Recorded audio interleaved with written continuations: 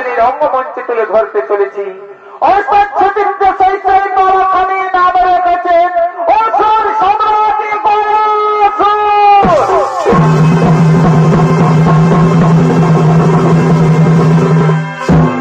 তাই শুধু দর্শক মন্ডলী, আমরা সকলে পিণ্ডদান করার জন্য যাই গয়া ধামে, আমরা সকলে পিণ্ডদান করার জন্য যাই গয়া ধামে। তাই কবে থেকে সেই গয়া ধামে একটি তীর্থস্থানে পরিণত হলো। এই ছনিত্য নাট্যের মাধ্যমে আমরা তুলে ধরতে চলেছি। তাই সেই পরাখানি নাম রেখেছেন অসুর সম্রাট গয়াসুর।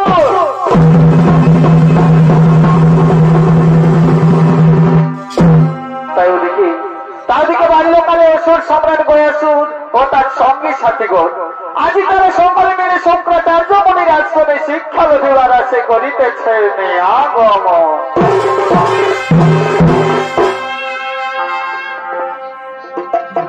বেটা রাগত না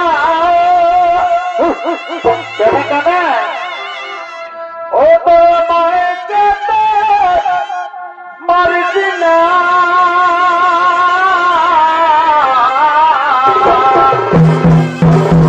সারা মরা দিব মারে দেখে বেটা রাগত না কেন দিব ও তো মায়ে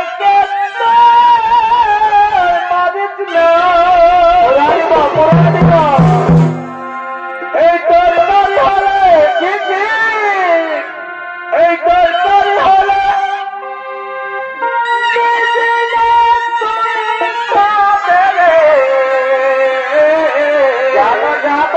খতে দিবে দেখিব আমরা বুড়া বুড়ি পারে বলি মাঝে লজ্জা আছে বলিও আমার সোনার মানে কি তার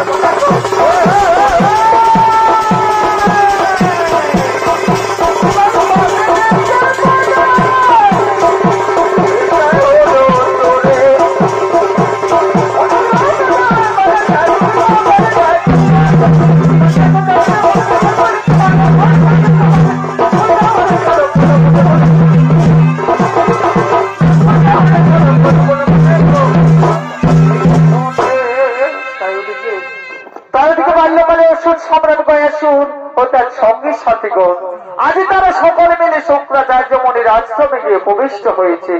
আমাদেরকে দণ্ড করে শঙ্করাচার্য মুনি আজ তিনি ধীরে ধীরে নিজের শিক্ষা নিকেতনের দিকে করেছেন আগমন।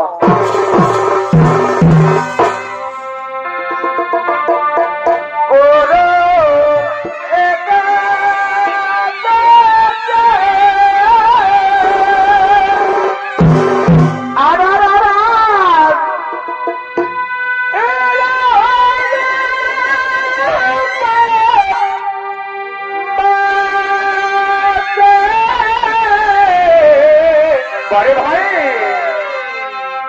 ও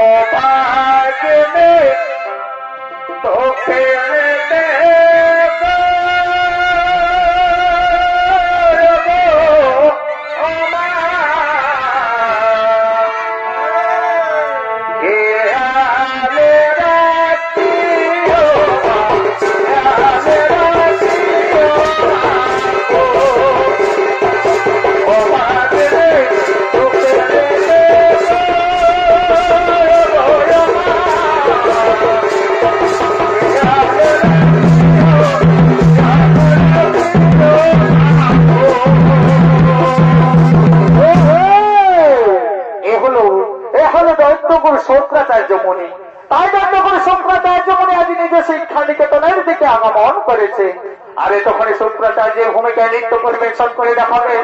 ইনি হলেন মালিবা ফর্মা পার্বতী মহিলা ছয় সমিতির ওস্তাদ কুমারী সুচিত্রা।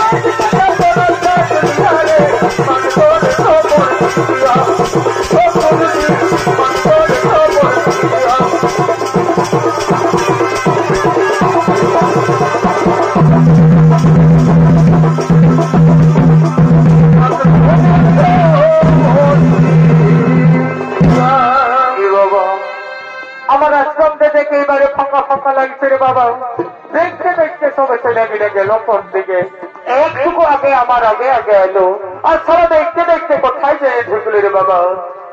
বলি বাবুরা কোন দিকে বলে রে বাবা, এই ধারে কোনো সারা শব্দই নেই রে বাবা, কোন দিকে চলে গেল রে বাবা। বলি বাবুরা কোন দিকে বলে রে বারে বারে বারে বেটা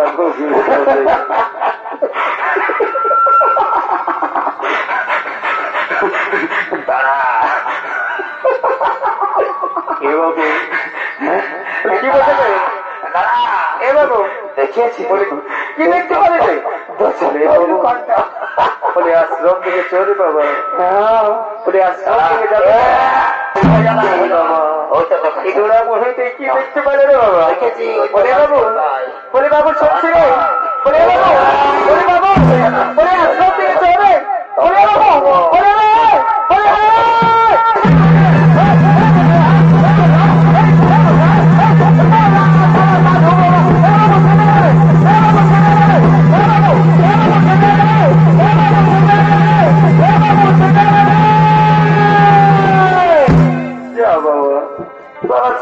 ঘর চলে গেল। নাই বাবা, আর আমার কতগুলো ছাত্র আছে, ওরা দেখি ওরাও কোন দিকে যায় ঢুকে আছে। বলে বাবুরা কোন দিকে বলে, বলে বাবুরা কোন দিকে বলে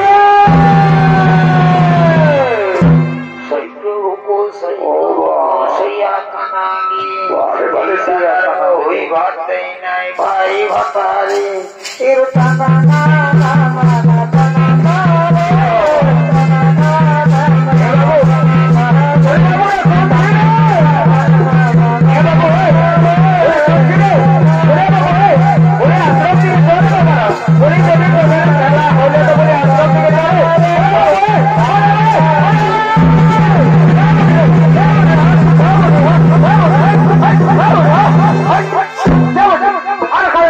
মারি দিলি। এবার আমার আমি তোদেরকে মারি নাই রে, আমি তোদেরকে ডাকতেছিলে আশ্রম থেকে যাওয়ার জন্য। তুমি আশ্রম থেকে যাওয়ার জন্য আমাদেরকে ডাকতেছিলে। তো বলে হ্যাঁ বাবা, বলে এরকম করে তুমি আমাদেরকে ডাকতেছিলে। আরে বাবা তোরা বুঝবিস নাই, তোরা আজকে আমার আশ্রমে প্রথম এসেছি, আমি তোদেরকে আশীর্বাদ দেওয়ার জন্য ডাকতেছিলি। বলে এইরকম করে আশীর্বাদ দেই, চলো আমাদেরকে পুরো আশীর্বাদ করলাম, করা করা লাও করা। ও বাবা মা তারা মানে জলের মতন দাঁড়ায় দিল, ইয়াদেরকে আমি এবার কি আশীর্বাদ করবো রে বাবা? দাঁড়া বাবা, তোদেরকে এমন আশীর্বাদ করবো সারা জীবনে যেমন শান্তি হলে ওই সারা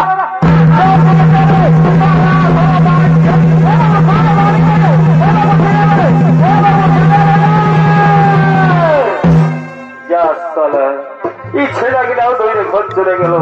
নাই বাবা আজকালের ছেলেদেরকে কিছু বলা যাবে নাই, দেখে দেখছিল বাবা একে একে দৌড়ে ঘর চলে যাচ্ছে। তারা মাকেও বসে বসে মনে হচ্ছে মাছি মরাতে হবে। তাই বাবা দেখি আর গোটা গোটা ছাত্র আছে বাচ্চে, ইয়ারা কোন দিকে যায় ঢুকেছে, বলি বাবুরা কোন দিকে বাড়ি বাবা এখানে বসে রয়েছিল, সারা দেখতে দেখতে কোন দিকে দৌড়ে চলে গেল বাবা। বলি বাবা কোন দিকে বাড়ি আমার লেখা পড়া আর হবে না রে, আমার লেখা পড়া আর হবে না রে, বড়ে বড়ে বেটা ঘুরে এ দাদা এ দাদা আমাকে ডালে দৌড়াতে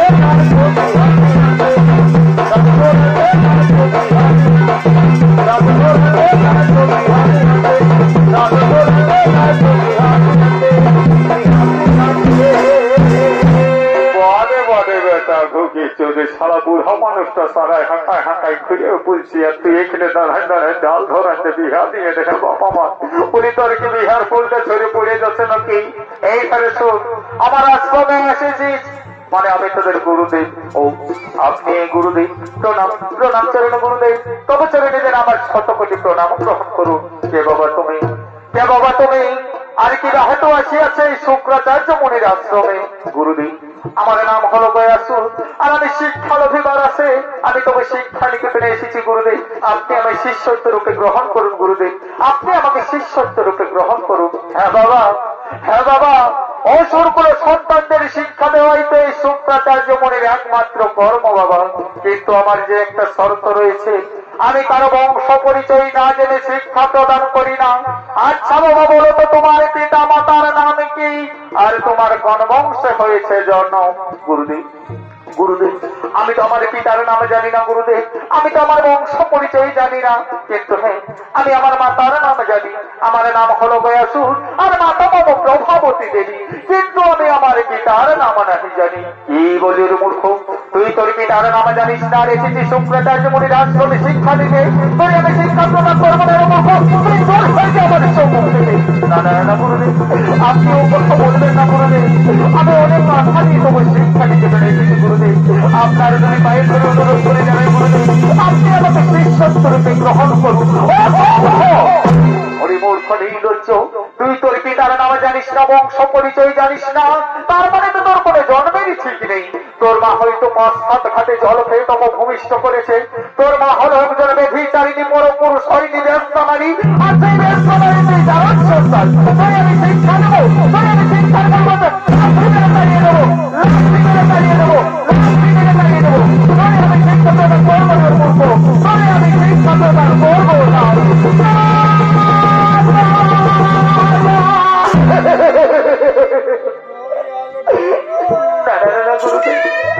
আপনিও কথা বলবেন না গুরুদেব, আপনি আমাকে তাড়িয়ে দেবেন না গুরুদেব, আমি অনেক আশা নিয়ে তোমার শিক্ষা নিকেতনে এসেছি গুরুদেব। আপনার দুটো ভাই ধরে অনুরোধ করে জানাই গুরুদেব, আপনি আমার শিষ্যত্ব রূপে গ্রহণ করুন। ওরে মূর্খ, আমি তো তোকে আগেই বলেছি, তুই তোর পিতার নামে জানিস না, বংশ পরিচয় জানিস না, তার মানে তোর কোনো জন্মের ঠিক নেই। তোর মা হয়তো ৫-৭ ঘাটে জল খেয়ে তবু ভূমিষ্ঠ করেছে, তোর মা হলো একজন বেভিচারিণী পরপুরুষ হরিণী বেস্তামারী, তুই একজন জারের সন্তান। তোর আমি শিক্ষা দেবো, তোর আমি শিক্ষার পরিবর্তে তাড়িয়ে দেবো, তাড়িয়ে দেবো, তাড়িয়ে দেবো, তোর আমি শিক্ষা প্রদান করবো না মূর্খ, তোর আমি শিক্ষা প্রদান করবো। দেব না।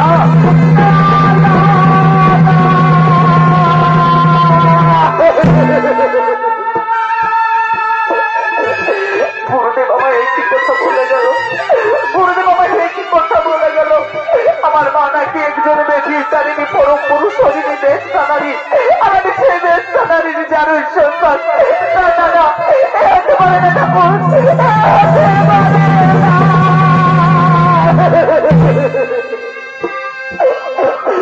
কিন্তু গুরুদেব তো ঠিক কথাই বলেছে, কিন্তু গুরুদেব তো ঠিক কথাই বলেছে। সত্যি তো আমি আমার পিতার নাম জানি না, আমি আমার বংশ পরিচয় জানি না, তাহলে কি আমি সত্যি যার সন্তান? না না না, আজ আমায় জানতেই হবে কি আমার পিতা, আমার কোন বংশে হয়েছে জন্ম। কিন্তু কি আমায় বলে দেবে? মনে পড়েছে আমার একমাত্র গর্ভধারিণী মা, সে বলতে পারে কি আমার পিতা আমার কোন বংশে হয়েছে জন্ম। তাই কোথায় গোমা জননী, তুমি একটিবার আমায় দেখা দাও মা, তুমি একটিবার আমায় দেখা দাও মা।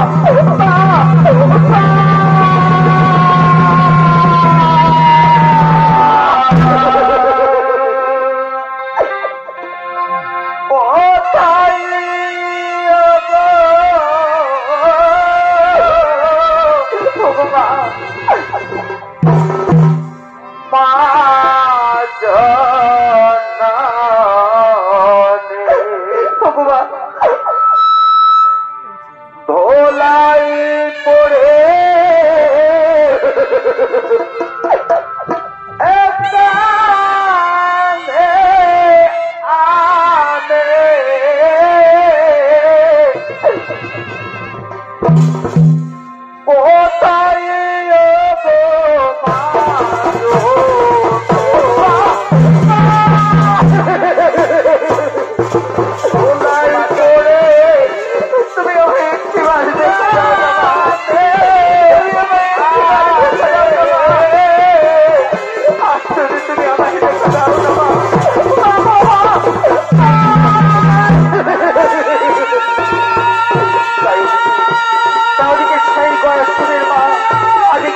কান্না শুনতে পেয়ে আজ গভীর মাঝে ছুটে চলেছে। আমার পুত্র গায়ত্রীর গলার কণ্ঠস্বর ভেসে আসছে আমি পরিশ্রমী গায়ত্রী আমায় মামা বলে কাঁদছে।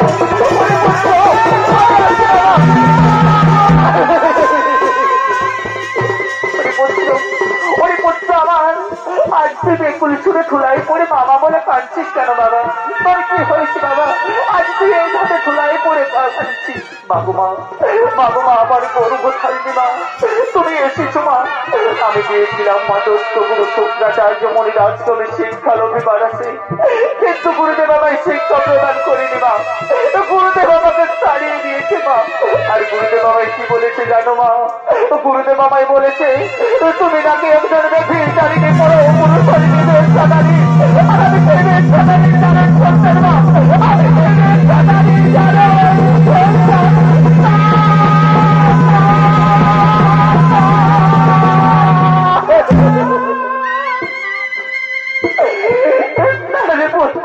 না বাবা, তুই জানোর সন্তান নতুন বাবা। আমি ওকে তোকে 5টা মায়ের মতো করে জন্ম দিয়েছি। তাহলে বলো না মা, তাহলে বলো না মাকে আমার পিতা আমার কোন বংশে হয়েছে জন্ম? আমার তুই শুনবি বাবা তোর জন্মের কাহিনী। তোর যে একজন জলজিয়ন্ত পিতা ছিল বাবা, তোর পিতার নাম হলো ত্রিপুরাসুর, আর তোর দন্ত বংশে হয়েছে জন্ম। তোর পিতা একদিন দেবতাদের সাথে যুদ্ধ করতে গিয়ে দেবাদিকে ভোলা মহেশ্বর ছল করে তোর পিতাকে হত্যা করেছে বাবা। সেদিন থেকে আমি আমার হাতের শাখা সীতার সিঁদুর মুছে এই সাদা থান করেছি। ওর পুত্র বয়সু, তুই কি পারবি বাবা তোর পিতৃ হত্যার প্রতিশোধ নিতে? তাহলে তুই এক্ষুনি ছুটে যা বাবা তোর গুরুদেবের আশ্রমে, উপযুক্ত শিক্ষায় শিক্ষিত হয়ে তুই তোর পিতৃ হত্যার প্রতিশোধ নিয়েছিস পুত্র। তুই তোর পিতৃ হত্যার প্রতিশোধ।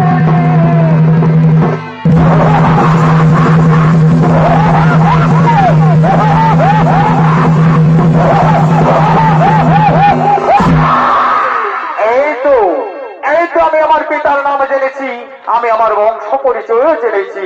হ্যাঁ হ্যাঁ হ্যাঁ, আমি এক্ষুনি ছুটে যাবো আমার গুরুদেবের আশ্রমে, দেখি গুরুদেব আমায় শিক্ষা প্রদান করেন কিনা। গুরুদেব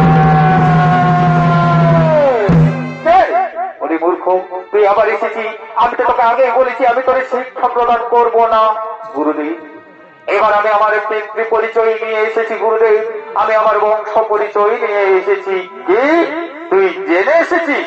তাহলে বল রে মূর্খ, তোর পিতার নাম কি, তোর কোন বংশ হয়েছে জন?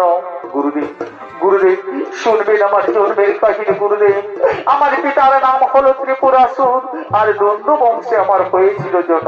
একদিন আমার পিতা দেবতাদের সাথে যুদ্ধ করতে গিয়ে দেবাদিদেব ফল মহেশ্বর ছল করে আমার পিতাকে হত্যা করেছে। গুরুদেব, এবার আপনি বলুন গুরুদেব, আপনি আমায় শিষ্যত্ব রূপে গ্রহণ করবেন কিনা? কি তোর পিতার নামে ত্রিপুরাসুর, তোর দণ্ড বংশ হয়েছে যেন পুত্র গয়াসুর? তাহলে তো তুই উচ্চ বংশে জন্মগ্রহণ করেছিস বাবা, তাহলে তো তুই উচ্চ কুলেই জন্মগ্রহণ করেছিস। ওরে পুত্র গয়াসুর, এসো বাবা, আজ থেকে আমি তোমাকে শিষ্যত্ব রূপে গ্রহণ করলাম। কোন দিয়ে গেলে কমিটি দ্বারা গেলাম। ওরে পুত্র গয়াসুর, আজ থেকে আমি তোমাকে শিষ্যত্ব রূপে গ্রহণ করে নিলাম বাবা। আজ থেকে তুমি হলে আমার শিষ্য, আর আমি হলাম তোমার গুরু। ওরে পুত্র গয়াসুর, এসো, তুমি এইখানে এসে বসো। আমি তোমাকে সমস্ত রকম অস্ত্র শিক্ষা বিদ্যা শিক্ষায় পারদর্শী করে তুলবো, তারপরে তুই তোর পিতৃ হত্যার প্রতিশোধ নিস।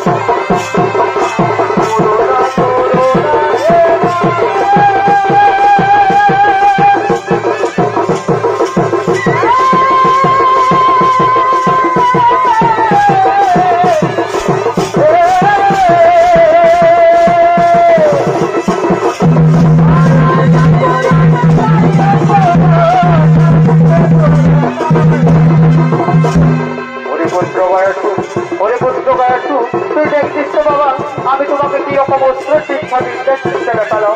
এইবার তুমি আমাকে দেখিয়ে দাও তো যেমন তুমি অস্ত্র শিক্ষায় শিক্ষিত হয়েছো।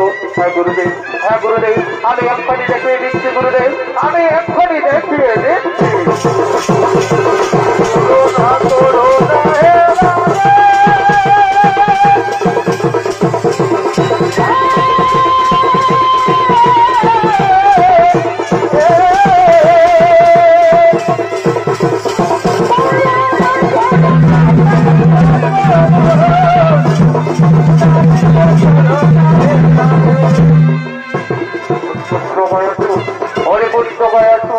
আজ তো তুমি উচ্চ শিক্ষায় শিক্ষিত হয়েছো বাবা, আজ তো তুমি উচ্চ শিক্ষায় শিক্ষিত হয়েছো। আজ তোমার অস্ত্র শিক্ষা বিদ্যা শিক্ষা এখানেই সমাপ্ত হয়েছে। আজ তুমি আমার কাছ থেকে মনোমতো আশীর্বাদ চেয়ে নাও। আজ তুমি আমার কাছ থেকে যা আশীর্বাদ চাইবে আমি তোমাকে তাই দেবো। বলে বলছো, তুমি আমার কাছ থেকে কি আশীর্বাদ চাও? গুরুদেব, গুরুদেব আপনি আমায় আশীর্বাদ করবেন গুরুদেব, তাহলে আমাকে এই আশীর্বাদ করুন, আমি যেন আমার পিতৃ হত্যার প্রতিশোধ নিতে পারি। গুরুদেব, আমি যেন আমার পিতৃ হত্যার প্রতিশোধ নিতে পারি। তথাস্তু পুত্র গয়াসুর, আজ আমি তোমাকে সেই আশীর্বাদই করলাম। তবে একটা কথা মনে রেখো বাবা, কোনদিন ধর্ম ছেড়ে ধর্মের পথে যেও না। অহংকারে বসে কোনদিন নারী জাতির উপর করো না জ্বালাতন, করো না নির্যাতন, তা না হলে তোদের একদিন নারায়ণের হাতে হইবে মরণ। কথাটি রাখিও স্মরণ রে পুত্র, কথাটি রাখিও স্মরণ।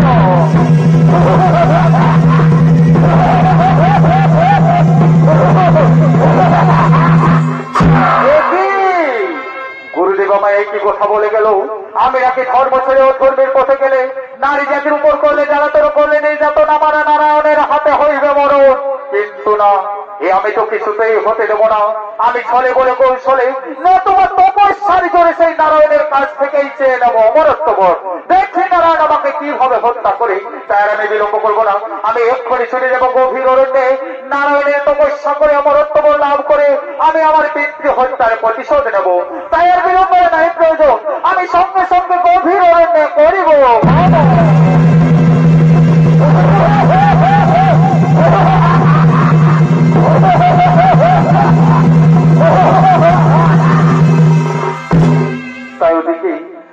বাল্যকালে সুর সম্রাট গয়াসুর শুক্রাচার্য মনির আশ্রমে উপযুক্ত শিক্ষায় শিক্ষিত হয়ে দেখতে দেখতে অনেক বড় হয়ে গেল এবং বড় হয়ে নারায়ণের তপস্যা করে আজ পিতৃ হত্যার প্রতিশোধ নেওয়ার জন্য বীর দরকার করিতেছেন।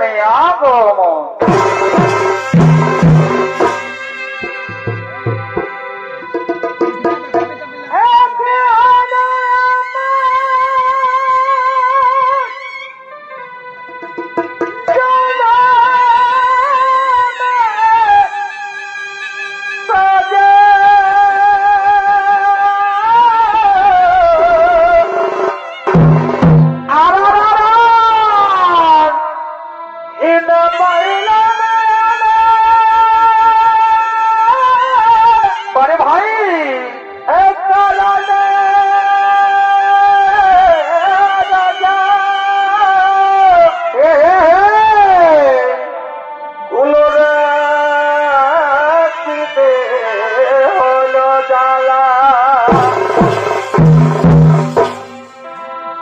আমি আগে নাই বুঝে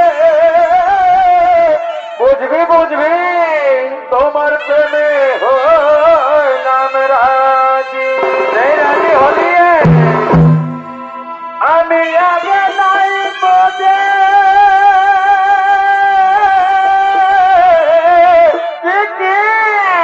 তোমার প্রেমে হইলাম রাজি আরে ভাই বদলায় ফুলো মালা আনারায় বদলায় ফুলো মালা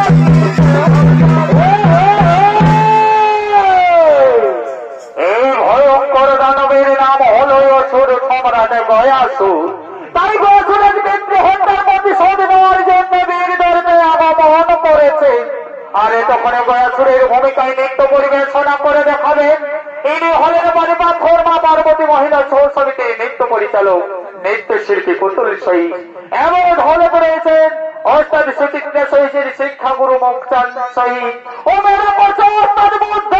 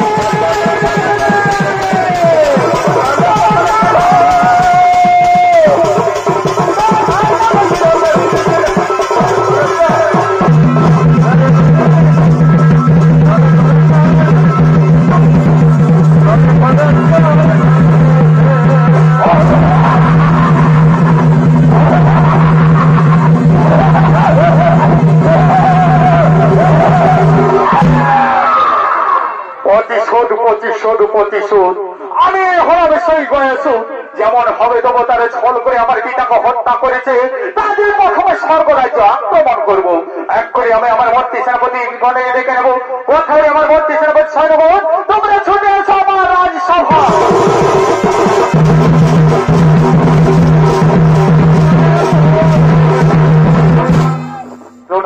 প্রণাম করেন মহারাজ।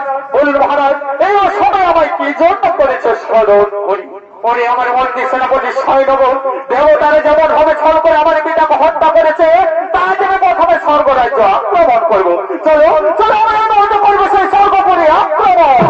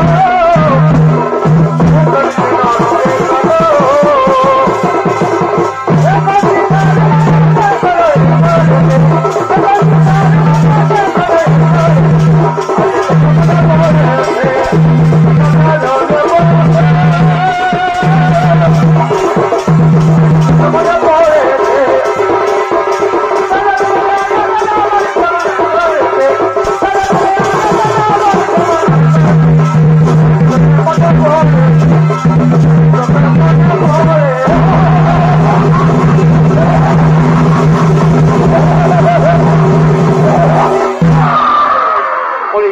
ওরে আমার মন্ত্রী সেনাপতি স্বর্ণগণ, ওরে আমার মন্ত্রী সেনাপতি স্বর্ণগণ, এই তো আমরা স্বর্গ রাজ্যে পৌঁছে গেছি। কিন্তু কথা লুকিয়ে এসছে স্বর্গের সমস্ত দেবতাগণ। যাও খুঁজে বের করো, আর এই মুহূর্তে করো সেই স্বর্গপুরী আক্রমণ।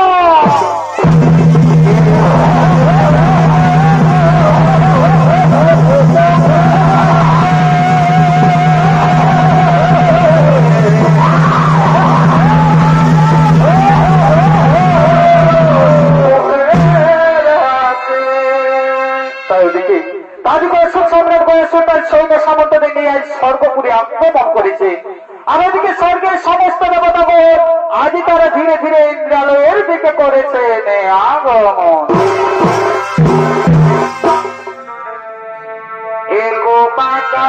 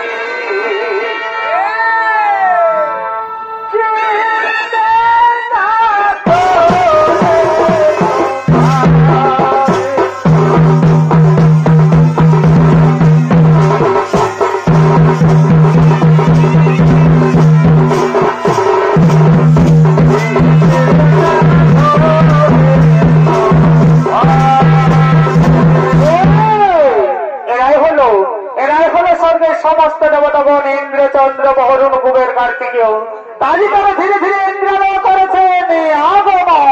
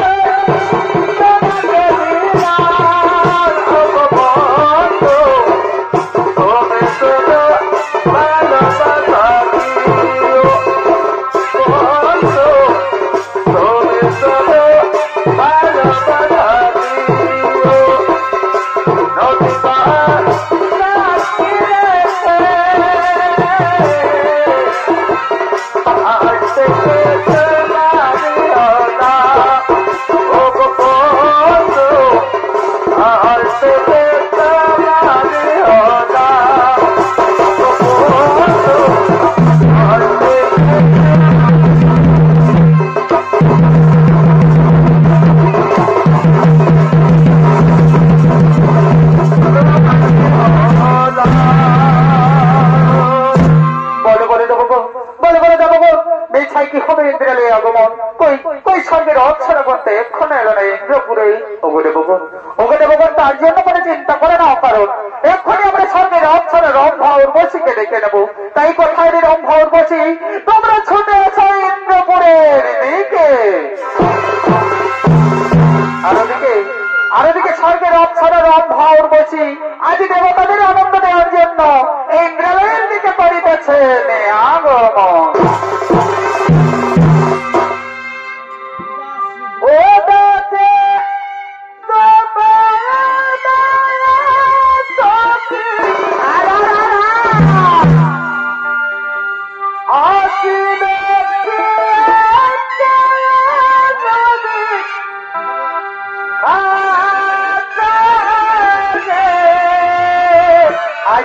আসবে দেখতে তোমায় মন চাই। আইসো নদীর কাছে দেখতে তোমায় মন চাই।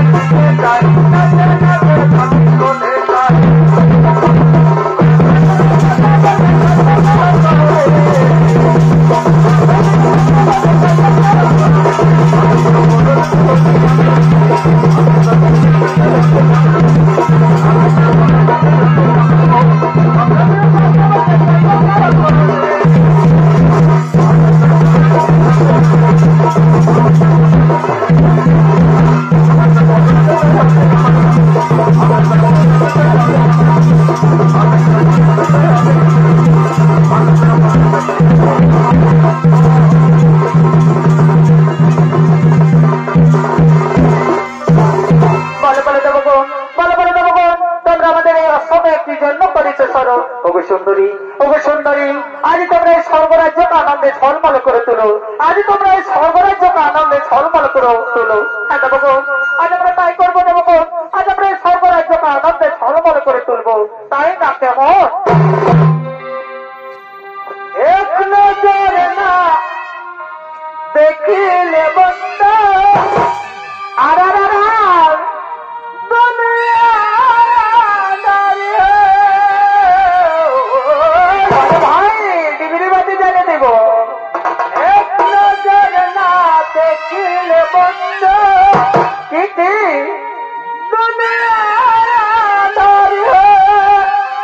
লাইট জ্বলছে তো আমার ঘরে দেখতে পাচ্ছি।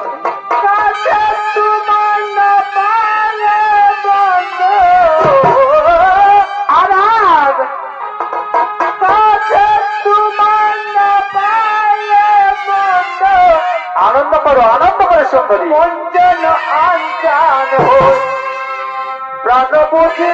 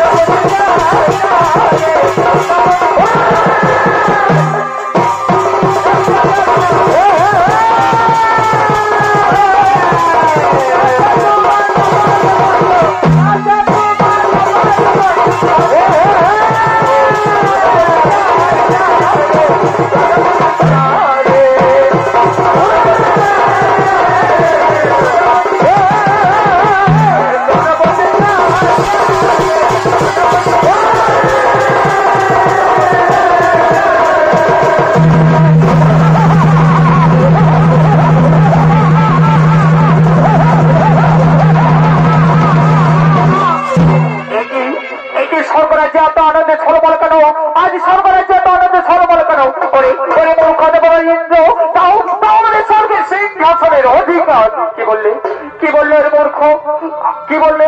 এসেছি স্বর্গের সিংহাসনের অধিকার নিতে, দূর হয়ে যা তোরা আমাদের সম্মুখ থেকে। কি বললে? এই মূর্খ দেবতাগণের দল। শাস্ত্রে বলে দেবতা দানো ভাই ভাই, তবে আমাদের কেন দিয়েছে নরকে ঠাই? এই আমি কিছুতেই মেনে নেব না। স্বেচ্ছায় যদি না দেবে স্বর্গের সিংহাসনের অধিকার, তাহলে আজ আমরা জোর করে ছিনিয়ে নেব স্বর্গের সিংহাসন।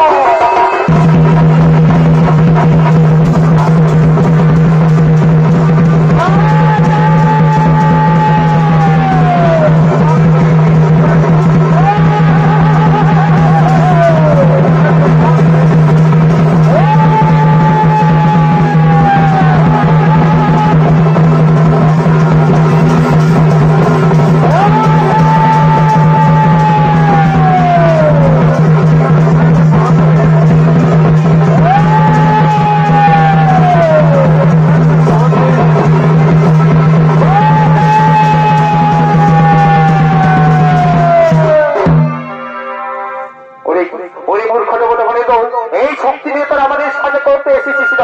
এইখানে তোমরা আবার বন্দী হয়ে থাকো। কথায় আমার বন্দী সেনাপতি সৈরকম আমার নাকি নারায়ণের হাতে হইবে মরণ। তাই কথায় লুকিয়ে রয়েছে গোলকের গোলকপতি নারায়ণ। চলো আমরা বলতেছে বৈকুণ্ঠ পুরী করিব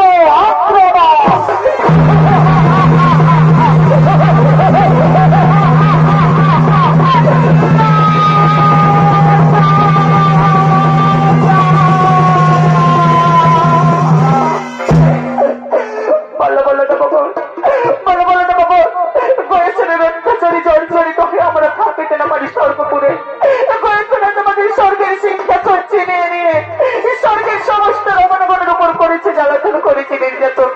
এবার বলুন না বাবু, আমরা এখন কি করবো? কোথায় যাব? কেমন করেছে গয়েশ্বরের হাত থেকে পাইব?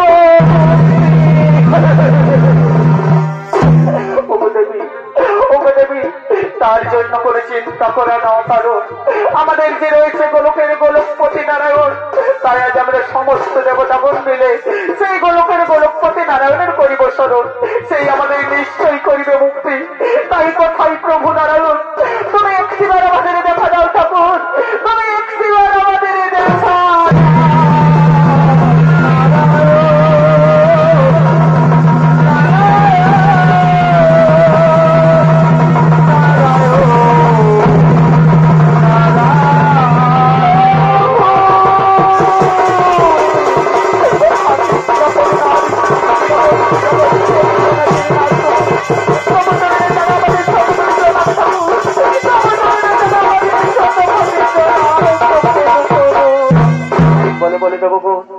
বলে দেবো গো, তোমরা আমায় এই অসময় কি জন্য করেছে সরো? ওগো ঠাকুর গয়েশ্বরের অত্যাচারে জর্জরিত হয়ে আমরা থাকিতে না পারি স্বর্গপুরে। গয়েশ্বর আজ আমাদের স্বর্গের সিংহাসন চিনিয়ে নিয়ে স্বর্গের রমণীদের উপর করেছে জ্বালাতন, করেছে নির্যাতন। এবার বলুন ঠাকুর, আমরা এখন কি করবো? কোথায় যাব? কেমন করে সেই গয়েশ্বরের হাত থেকে পাইব মুক্তি? এই কথা শোনালে দেবগো, গয়াসুরের বাহুতে এত শক্তি ধরেছে যে স্বর্গের সিংহাসন ছিনিয়ে নিয়ে স্বর্গের রমণীদের উপর করেছে জ্বালাতন, করেছে নির্যাতন। যাও দেবগো, আমি তোমাদেরকে মুক্ত করে দিলাম। আর আমি তোমাদের কথা দিচ্ছি, ছলে বলে কৌশলে নতুবা বাহু বলে সেই গয়াসুরের করিব নিধন। তোমরা এখন নিজালয়ে করহ গমন,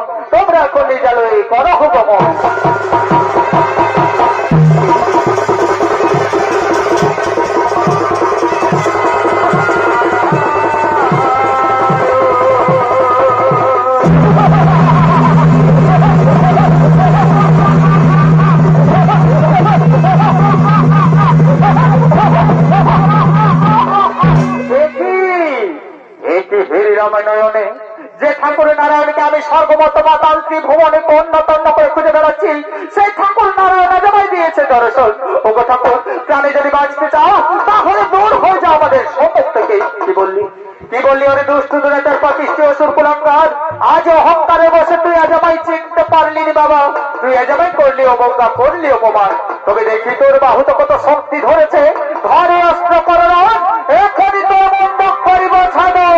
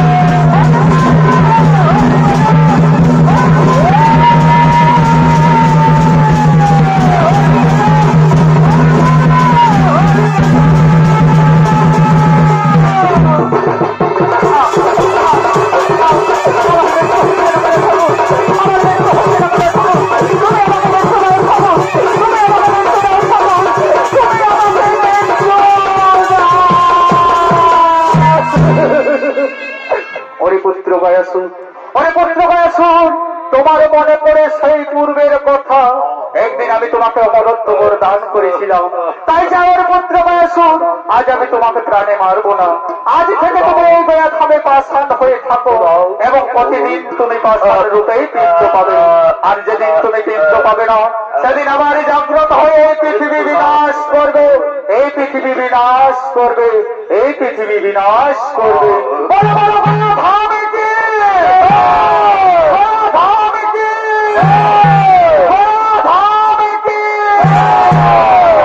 নমস্কার নমস্কার, উপস্থিত শুধু দর্শক মন্ডলী, মাতৃমন্ডলী, আমার স্নেহের ছোট ছোট মা ভাই বোনেরা, তাই এতক্ষণ আমরা মণিমাথর মা পার্বতী মহিলা চৌর সমিতির ওস্তাদ সুচিত্রা সহিতের পক্ষ থেকে আমাদের যে দ্বিতীয় নম্বর ছন্দিত্য পালা অসুর সম্রাট গয়াসুর পালাখানে এখানে করলাম সমাপ্ত। নমস্কার নমস্কার, জয় শিব শম্ভু।